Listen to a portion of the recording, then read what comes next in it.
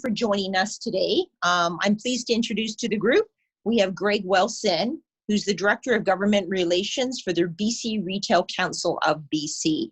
So he's here today mostly to focus on how the retail sector is navigating the effects of COVID, and we know they have a handbook out for their members about things they can put in place, and we're going to get more detail around that. So often with these, we've allowed our presenter to go through their presentation, and we always really value the question and answer period at the end. And so throughout the presentation, we keep folks on mute, and then once we're ready, we ask that folks put all their questions into the chat box, and it becomes my job to moderate those questions and get them back to Greg. So as questions come to mind, please enter them in the box, and once we're complete, we'll dive into those.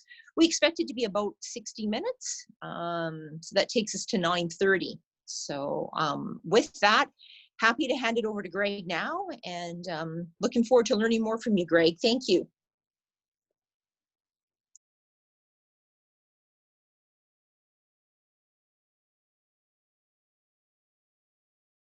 Greg, I believe you're on mute. Unmute. Okay, after saying I wouldn't show a slide, I think I'm actually going to show you one slide because you spoke about it. Can everybody see this? Is that can you see my slide? Yes. Yes, okay. We can. Yes. Okay, excellent. So we have a retail recovery playbook, and since Kathy mentioned it, I might as well show you the slide. And so we developed this in partnership with the Boston Consulting Group, their Toronto office.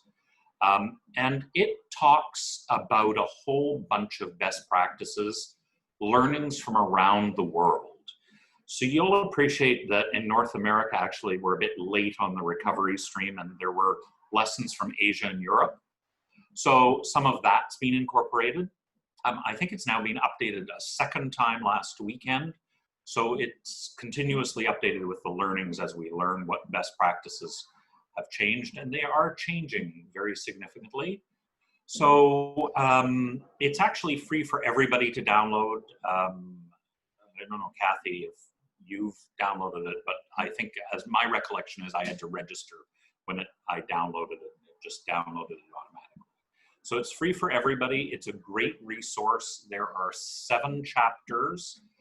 There's some really interesting stuff, not only on operations, but on marketing, and some predictions of what we think will come for various segments of retail. So you'll see a bit of discussion on what shape retail recovery comes. So when we hit COVID, pretty much everything went down except for grocery, which had a brief up period, but went down. And our expectation is that different segments will experience different recovery. So for example, luggage, very sadly, people who sell luggage would be later in the recovery because travel will take longer to bounce back. It's our expectation. So people who sell heavily to tourists or luggage would have the sort of longest form of a U, where folks like apparel and furniture might have more of a V shape, an immediate dramatic drop and more of an incline upwards. And then I think there's another slide if I really do this well. And so there is BC health guidance, which you can easily find, but I'm often asked sort of what are the rules of the road? The rules of the road in British Columbia are, of course, our provincial health officer's guidance. But, you know, frankly, the provincial health officer and WorkSafe BC can't think of every store and every circumstance, so their guidance isn't always applicable. It's particularly, if I was to be unfair and criticize them, I'd say it's particularly difficult with small retail settings. Some of their advice is geared more to the large settings. For example, there's a lot of emphasis on arrows in aisles, and that really only applies to large retail. And then there's also WorkSafe BC recommendations for retail. The health folks call theirs guidance and WorkSafe BC calls theirs recommendations. So my assumption is that that's what's going to happen. So retail, as you know, took a hit. And so what does a hit mean? Now I can leave the slides a bit, if I can. Let's see if I can. Stop sharing, there we go. Okay, so retail took a hit. So retail sales dropped very significantly. You know, in British Columbia, in a normal year, currently they're about $55 billion a year. We don't know what the end of 2020 looks like, but what we know is that it went from about $7 billion down to about $5 billion. So that means there's a dramatic loss in sales. We know there was a dramatic loss in employment because about 310,000 British Columbians were employed in retail, and the job loss to mid-April was about 70,000. So that's almost 1 in 4 jobs in retail were lost. You know, and understand that some of the larger players, grocers and what have you, actually didn't have that loss. So that loss is more acute in small retail. And in the last month and a bit, the evidence is that it's crept back up, but that loss is probably in the $40,000 to $50,000 range. What our members have told us or are telling us pretty much, it's very hard to do nationwide things, but the experience across Western Canada is quite similar from British Columbia to Manitoba. And what they're telling us is that sales have recovered, but they haven't recovered to the point that they were at in February. They have just crept sort of back over 50%, maybe 60%, and they're on average, and they're not yet at a recovered portion. Our view is that this is going to require some increase in consumer confidence. So, Kathy, that's what I have to say as an introduction. And I'm happy to have a discussion. It's intended to be a chat, and so I anticipate people have questions. I'm pretty good with questions off a wide array of retail subjects. Lord knows I'm getting very used to the wide range of things. I'm not normally the best occupational health and safety expert in my organization. I have a colleague in Toronto who is, but it's amazing how you can develop expertise really quickly when you're having to deal with it on a day-to-day basis. So over to questions and you. Sure, I'm happy to start with a question. Are you able to comment on the perception that getting employees back to work is proving to be difficult? And if retailers are struggling returning their employees back to work? So there are 2 complications on the return to work piece. So some employees do not feel safe about returning to work. And actually that's related actually to the customer return to work piece. Some customers don't yet feel safe going into stores. So in both cases, I think there's a bit of education to create a safe on how you create a safe environment, the changes you've made. One small outdoor retail business in Whistler, he made a video on his iPhone that he posted on his Facebook page and website where he walks people sort of from the door through the process through purchasing something and explains the changes he made to keep both customers and employees safe. I quite like that as a technique. I think that's one aspect. So the feel safe piece is definitely part of it. I mean, obviously, folks on Vancouver Island should feel fairly safe in that there hasn't been a new case recently, but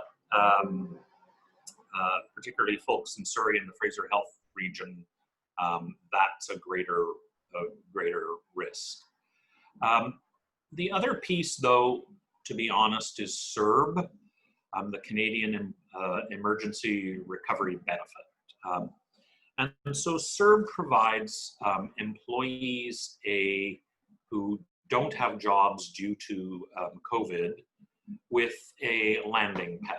And it's a great social initiative by the Government of Canada and the provincial governments. But the difficulty with it is, if you can get CERB, you might choose to stay at home versus going to a low-wage job. And so that's proving to be a complication, particularly for small retail businesses in getting people back to work. We're hopeful, actually, that the federal government will tweak CERB a little bit. For example, there was a low-wage top-up for some essential service workers. We think a further tweak would be helpful to help encourage folks to get back to work, so you don't lose the entire CERB payment when you return to work. Is that good, Kathy? No, it is very good. Thank you. So we have a comment. Has the industry made a statement on recommending masks? Or maybe the Retail Council is providing some direction on that. Is this something you can comment on? So we do have some best practices in our Road to Recovery document about wearing masks and when to use masks and what have you. Certainly it's appropriate in a retail setting when you can't be 2 meters apart from either the customer or other employees. So for example, if you imagine a butcher shop where employees are behind the counter and having to pass one another, that sort of circumstance where people can't maintain a 2-meter distance, it's likely appropriate that the employees wear a mask. In some cases where, for example, in fashion, you're helping people with fitting, or fashion or jewelry or shoes, where you're helping people with fitting, it's likely extremely appropriate for both parties to wear a mask. That said, it's a difficult thing. I think we sort of fall with Dr. Henry a bit on this, not to use the blind of choosing the province's most popular person to hide behind, but simply our position is that you force everybody to wear a mask, there's going to be more resistance to wearing a mask. And so I went to a grocery store this morning at 7 o'clock, and they asked everybody to wear a mask. I actually already had my mask on and went in. I walked through the store, and in the entire store, only one customer was not wearing a mask. You know, that means about 30 or 40 people were wearing masks. So that's indicative of a pretty good pickup rate. So I find if you ask people to wear masks, particularly when there's going to be less than 2 meters separation, that does work. The other thing that's, I think, important that we don't talk about enough is the use of hand sanitizer or hand washing when people enter a store. If you've watched them sanitize their hands, you're going to be more comfortable with them touching products. And so that works particularly for employee safety. That helps employees feel safe. And so I've seen a lot of retailers where when you come into the store, there's a fairly strong request to use the hand sanitizer at the entrance. Thanks, Greg. So inside your organization, another question, certainly lots of attention is given to very much the immediate and our current situation, but we'd be curious to know what discussions are happening at your level about how to help your membership and retail in general adapt to a new normal. And we know the new normal is, there's a lot of uncertainty with that. So are you projecting anything, or any sort of insight about in the intelligence that you're gathering that retailers should know now and start to prepare for, so they can still be successful retailers in the future? So, I mean, I think that one of the things that we have pointed out to government a number of times is that because all of the retail businesses are deeply challenged at the moment, and I mean deeply financially challenged. I mean, when your sales drop to nothing, it's very hard to make an investment in PPE and other safety measures. And frankly, purchasing hand sanitizer can sometimes be a bit difficult. Certainly, a lot of stores I visited are having, the first thing the owner will tell me, particularly small, is how difficult it was for them to source hand sanitizer. So, I mean, our pitch to government has been to establish some sort of tax credit. We actually don't favor a tax deduction, we favor a tax credit for the cost and installation of the plastic or plexiglass barriers and PPE, just simply to help people cope. If it's a tax credit, then you'll get it if it's refundable, whether or not you're actually paying taxes. And so we think that's more appropriate to this period of a significant financial downturn. Has the Retail Council made a pitch to government, any sort of proposal on financial assistance for small retailers? But what does that look like on your end, the benefits of a financial assistance to them? Yeah, there's two pieces to this.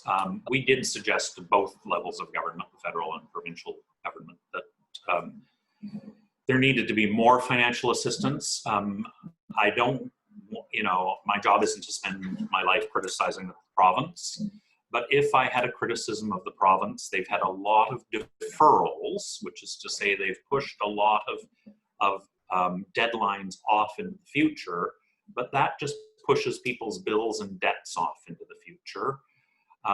Frankly, I think for the smallest segment of retail to survive, some retailers are going to need more than that. And, I think that there's room for the government to do more there. We did make a specific pitch on both supplying PPE at lower cost, providing financial assistance on lower cost, and now through the pre-budget consultation process and directly to the Minister of Finance, we've asked for a refundable tax credit for the purchases of the PPE and plexiglass. But our view is that the existing rent program and even a tax credit probably aren't enough to save about 30 to 40% of small retail businesses who are deeply threatened and are going to have very difficult time in the coming months until sales recover to something beyond a normal level. Okay. The number 30 and 40%, is that, I guess that's just data that your organization's been tracking, maybe through surveys or something? Yes, and Okay. So what we know is that more than half of small retail businesses indicate to us that they are having significant financial difficulties. Okay, and in fact, it's a bit broader than small. Even in medium-sized retail businesses, which is to say, let's say a 5 or 7 or 10 store chain, the difficulties are, the level of or number of difficulties are quite high. Can you give us an example of the number of difficulties? I think the safe assumption is they've just lost customers, they've lost demand. What else would they be challenged with that may be interesting to the group? So they lost sales. Yeah. But a lot of their fixed costs, and so there's a question on rent down too, but a lot of their fixed costs didn't disappear. So property costs, which would be rent and property taxes and what have you, have not decreased. They're still there. There may be some deferrals. A lot of municipalities, but notably not the city of Vancouver, have decreased the rate of increase in property taxes this year. But it's kind of been a hit and miss process. And frankly, a deferral on WorkSafe assessments or a deferral on property taxes only, pushes the debt into the future. And, when you have no sales coming in because your store is closed or a very limited amount by e-commerce or curbside pickup, there needs to be, you're going to collapse if that lasts for a longer period of time. And what we don't know, and this is why, at the top, I talked about the changing atmosphere of COVID. We don't know if this is going to come back. We don't know if there's going to be a second wave, if we're going to go back to a lockdown or what have you. So I think that not only is there a loss of consumer and employee confidence, there's a bit of a loss of retailer confidence as well. Can you comment at all on the differences, both maybe in successes and challenges, for retailers that are maintaining very much a bricks and mortar, like a front door approach, versus those who are online? Is this some intelligence or some analysis that's happening in your organization about how transitioning to e-commerce or a stronger website is making a difference in survivability for the retailers? Well, actually, the evidence is very mixed, sadly. So I would just say that what we know is that the people who had a strong online presence before and a strong model before tended to have done better throughout. So I can think of an independent business in Victoria, for example, who, while his sales dropped dramatically, he had a strong e-commerce option. He had very loyal customers. And so the combination of e-commerce, telephone, and curbside pickup, left him in a much better position than other people. But I can think of another independent in the interior where they had no online presence at all. In fact, not a website, not a Facebook page, nothing beforehand. It took them weeks to get that up. Partly people just assumed, oh, we're closing for 2 weeks and reopen at the start. So I think that was probably their assumption. They really struggled to get any sales going. They've had to go to a lot of links to contact their customers and get the word out to their customers that was available. So their sales path is harder. Fortunately, they are well capitalized, so I don't think they're in any danger. But it did teach me the importance of that. They're a pretty well-run small business, but they focused entirely on bricks and mortar, and they had zero sales essentially for 2 months.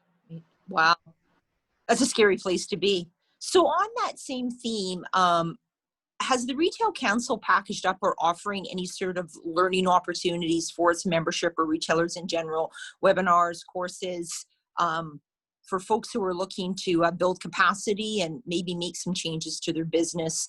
What resources do you folks have?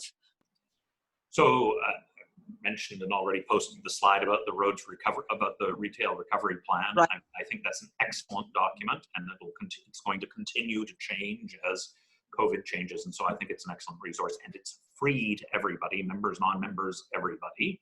Excellent. So there's that element of it. We do have a lot of free webinars. I worry candidly that what the transition to that is. We never had free webinars before, and we never had free training before. Now we have a twice weekly COVID recovery webinar that's free. And I wonder at some point, because of financial difficulties for us as a nonprofit, like other nonprofits, whether we're going to have to return to some sort of pay model. Right now, I think we're trying to do that in a different means. And in terms of new content, it's a very interesting piece, because actually my policy analyst in Vancouver is working on part of this right now, is working with our smaller members and our medium-sized members to learn what sort of webinars they'd like in the new world, in the COVID world. And I'd be interested in any suggestions any of your members have on that front as well. Well, I see we've got a comment from the from our friends at the Chamber, and just going to quickly pull it up here. And they've been promoting, before you go online and order Amazon and from Wayfair, just to single out a couple big guys, look to your local community first. And I think this is a great reminder for folks that many small businesses can also do online. It may not be as slick as the Amazons, but they're certainly there to fulfill your needs. So great messaging coming out of our chamber on that. So I'd actually add to it. So I did make a presentation to the BC Legislature's Finance Committee last week, pre-budget presentation, and I sort of hammered away on one particular aspect of this. You know, most of the products you sell that are small electronics and the packaging on those products and what have you, you're remitting eco fees on those packages. Not directly, but through Recycle BC and through the manufacturers of those programs. The online retailers, and Amazon is a mild bit of an exception because they do remit on their direct sales. They don't remit on their marketplace sales. But the big non-resident online retailers, not only are they not necessarily charging and remitting PST, they're not remitting the eco fees that and so they have a cost advantage on the taxes and the fees, even before we get around to the fact that they have an advantage on labor costs, property costs, and all these other elements over brick and mortar businesses. And I think it's very important to get the message out. I couldn't say it more strongly. It's really something, you know, to believe in our hearts. You know, retail businesses in our community employ our family, friends, and neighbors. You know, we need those businesses to survive. For them to survive, we as members of the community all need to make sure that we're shopping in those stores. And I try to take that to heart when I go and buy something, to try to choose a small retailer when I'm doing my purchases.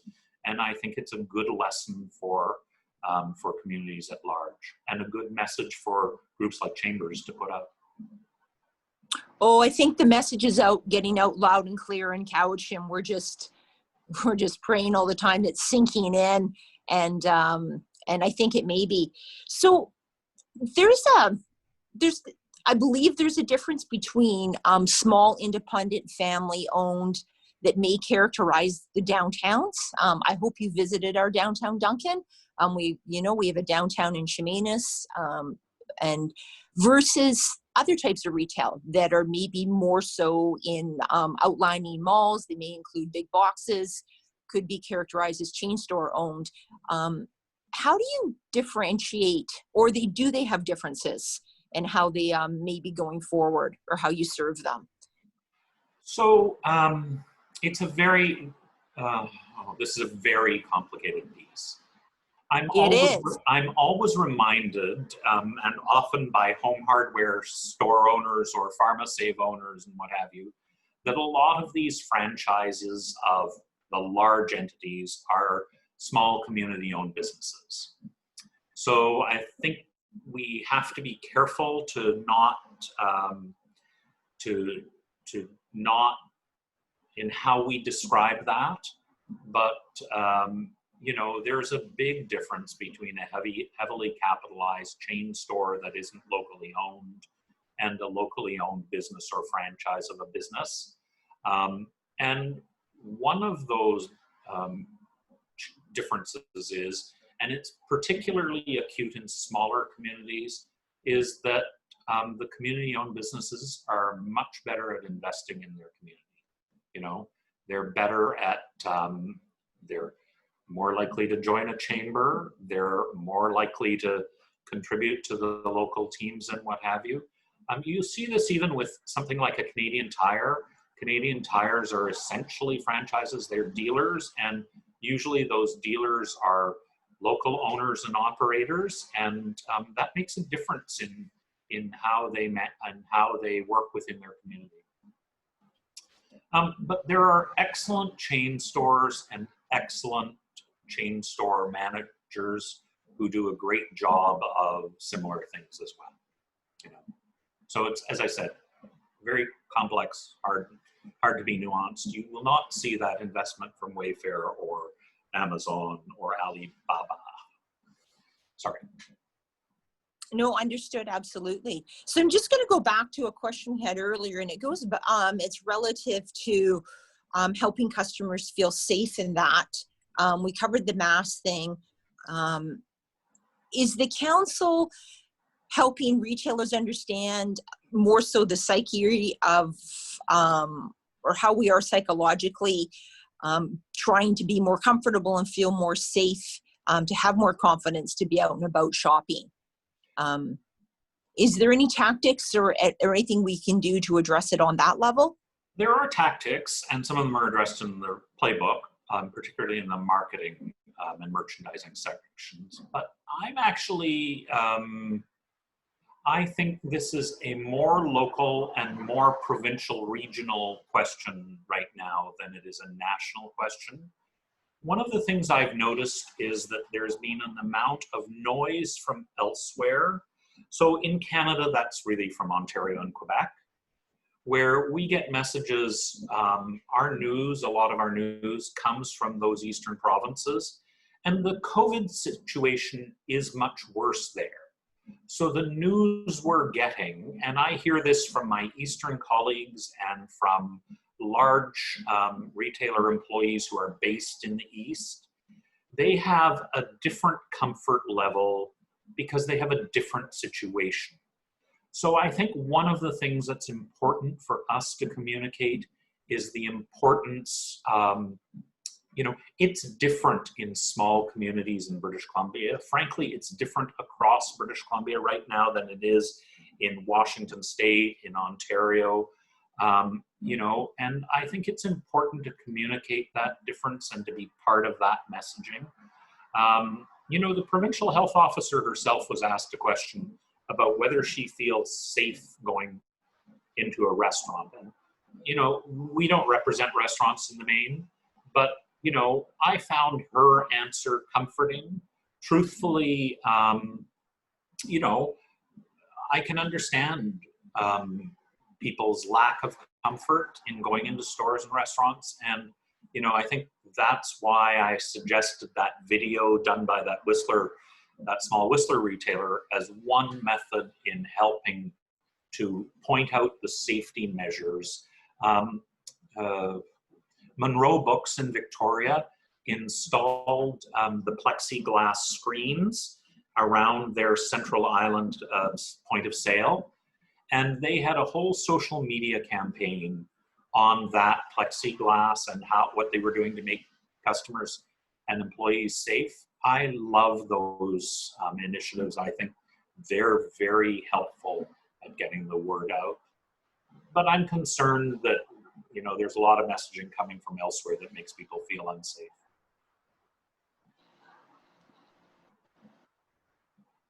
Thanks, Greg. Just a few questions coming in here. There was a question from someone who's, can you provide advice or what you know about guidelines around customers per square feet? Is there a target number our retailer groups can kind of work with? Have you seen anybody approach it that way? Yeah. So the Provincial Health Authority released guidance in late April that said one customer, one person, so one customer or employee for every 5 square meters. So, you know, I represent a lot of small retailers, and there are a lot within a short walk of my home, and I immediately headed off to a butcher shop and a cheese shop and a greengrocer to ask them about the impact of this. You know, and so the health authorities and the WorkSafe suggestion of one person for every 5 feet says, or 5 square meters, is one person for every 5 square meters. But when you're calculating that, you're only including retail square footage, and you're subtracting the amount of room for displays and what have you. The butcher shop pointed out to me that he has 3 staff, so he would be eligible to have 0 customers. But of course, the customer space on the other side of the counter is actually bigger. So that was counterintuitive. So he came up with he actually went out and measured and sort of put little, used his employees as guinea pigs, stand here, how many meters apart till the next. And he concluded that he could have 2 customers in his store. And so he has a big sign on the front door, 2, an occupancy limit. And what he's done is he has a flip sign, like an open-close sign, which says, please wait, i.e. they have 2 customers, or please come in. And that's what he's doing to manage that. And the greengrocer, they figured out 5, but none of them would have come up with a successful formula for 1 every 5 square meters. So, I think it's very much what will work in your store. And no 2 small stores are the same. Great. Greg, are you hearing back how well retail's being supported by Work BC? I believe they're called compliance officers. Is this do they feel like their plans are being tested by Work BC, or what's the experience out there? This is a fun question, isn't it? So, according to the provincial health officer's orders, 2 groups of people can arrive at a retail business and ask to see the workplace COVID-19 safety plan.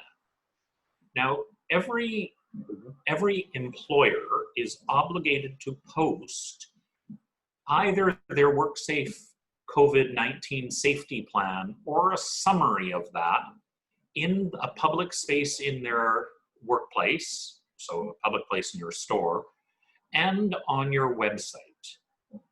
But it can be a summary, and so, for example, the summary on a certain Whistler small business is his video. WorkSafe BC has told me that they're looking at this as an education period. And so when they visit stores, they're looking at whether you have a plan and whether your plan addresses the core elements of safety. Does it talk about hand washing? Does it talk about 2-meter physical distancing? These sorts of basic things. WorkSafe BC has a template workplace safety plan on COVID-19 safety plan on their website. My one caution is it's a lot of tick boxes, and that works very well for WorkSafe and PHO safety officers, but doesn't work well with customers and employees who tend to ask, oh, why aren't you ticking all the other boxes? So our suggestion to people has been you take language off the WorkSafe BC template and use that in your workplace safety plan. And that's worked fairly well for people.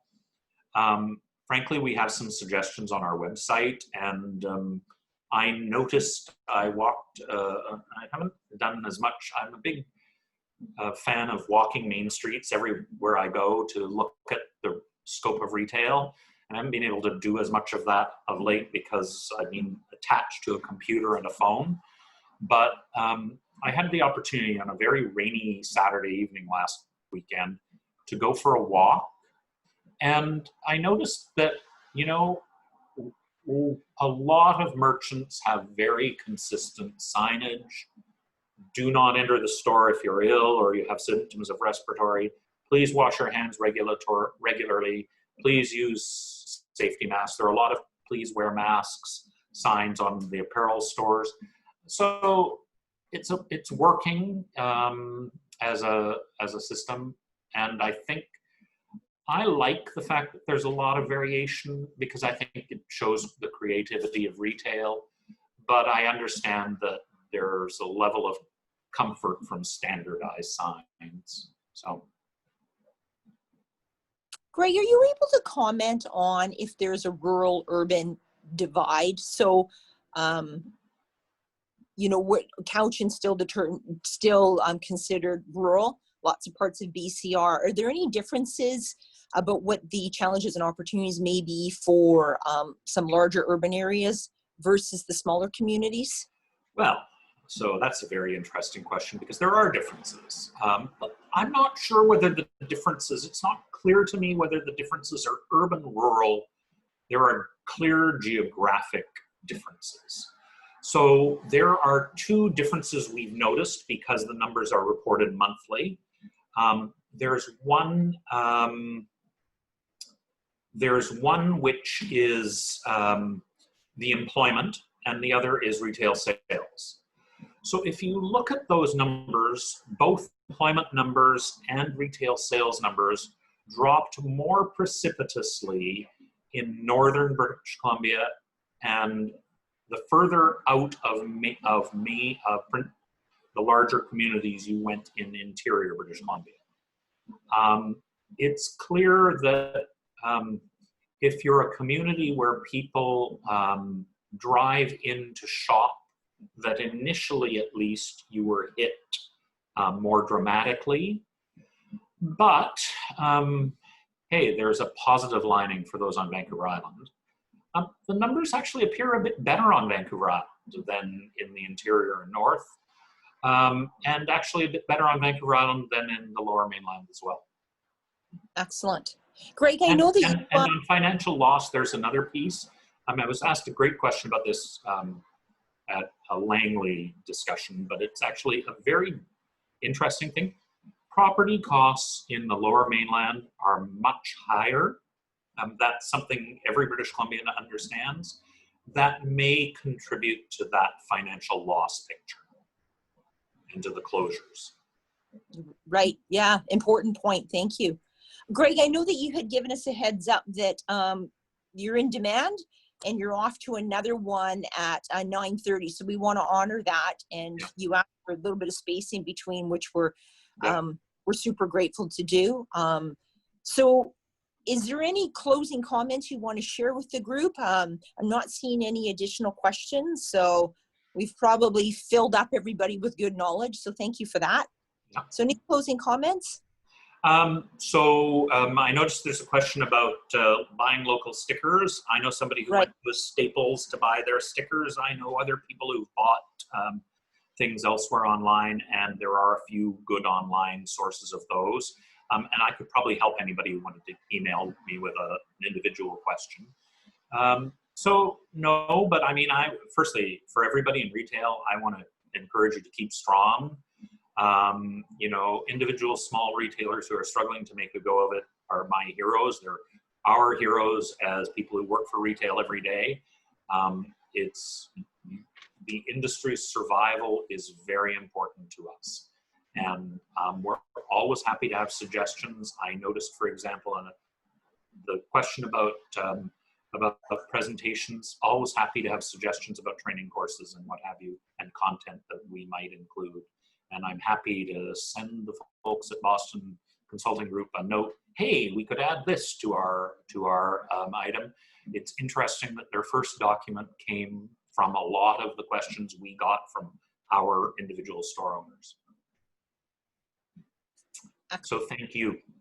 We'll be our group will be happy to share out and remind folks that's available for them, so that they can download the book, and of course keep visiting your website for all those important updates and great ideas. So Greg, on behalf of Cowichan and everybody who was here today, lots of great nuggets, lots of great actionable items, and good intel. So thank you for your time. Well, thank you.